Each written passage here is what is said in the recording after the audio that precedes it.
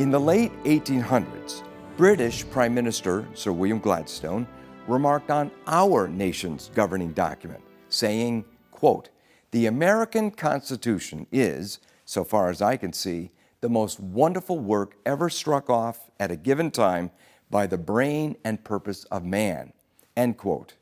But what is the origin of this great document? What were some of the intellectual inputs to its creation?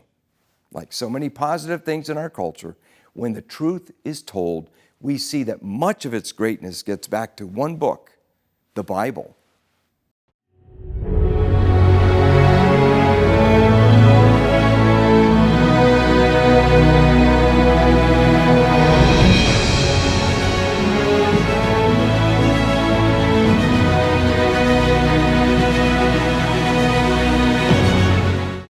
When the founders sat down to frame the government, they had a century and a half of self-government experience to draw from, particularly from the Puritan covenants. The biblical idea of covenant did impact the formation of the government in America. So it goes back to ancient Israel, those first 400 years when they came out of Egypt. Covenant is actually something initiated by the Old Testament, specifically the Torah, the first 5 books, where you have something unique in history, like so much else in the Bible. This is all innovative. The idea of God making a covenant with the people. The Constitution was written in Philadelphia, but Connecticut calls itself the Constitution State. That's because the Fundamental Orders of Connecticut, written in 1639, was the first complete constitution written on American soil. It was inspired by a sermon based on a text in Deuteronomy.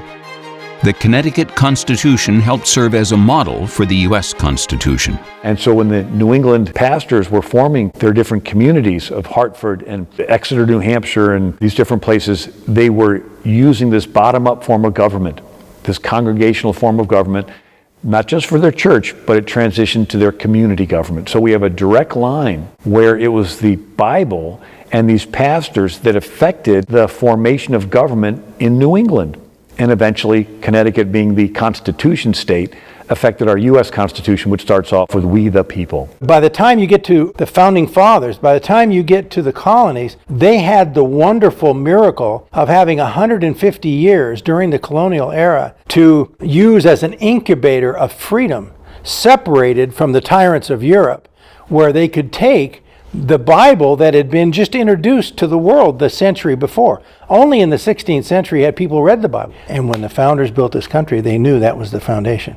That's why it was so successful. The idea of limiting the power of government and the idea of the consent of the governed gets back to the practice of the settlers of Plymouth in 1620, that is, the Pilgrims.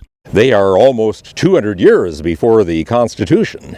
Nevertheless, the principles we see in the Constitution of limited powers, limited delegated powers, checks and balances, separation of powers, reserved individual rights, and the like, the Pilgrims and the Puritans would have identified with that completely. The Mayflower Compact, it was a covenant promise, where a group of people got together and covenanted one to another to form a body politic, where the people were in charge. This was voluntary. You didn't have to belong to Plymouth. It was your choice, unlike England. In some ways, we could say that America was born in the cabin of the Mayflower on November 11, 1620. The Pilgrims were blown off course, and before they set one foot on American soil, they created an agreement for self-government under God that would bind the whole colony together.